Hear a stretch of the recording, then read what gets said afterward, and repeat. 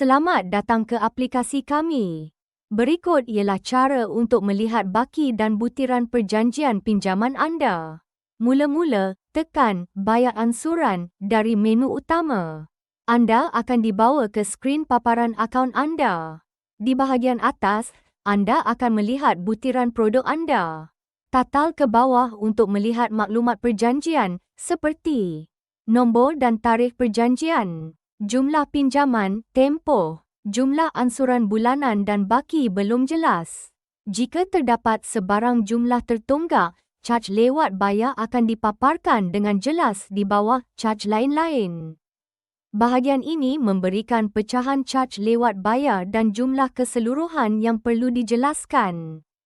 Sila semak butiran dengan teliti sebelum membuat sebarang bayaran. Seterusnya, untuk memuat turun resit bayaran, tekan Resit Pembayaran di bahagian atas skrin. Anda akan melihat dua pilihan. Pilihan 1, tekan Hantar ke email untuk menerima resit di peti masuk email berdaftar anda. Ia akan dihantar dalam beberapa minit. Pilihan 2, tekan Muat turun untuk menyimpan resit terus ke peranti anda. Selepas dimuat turun, anda boleh buka dan lihat resit tersebut dalam folder fail atau muat turun di telefon anda.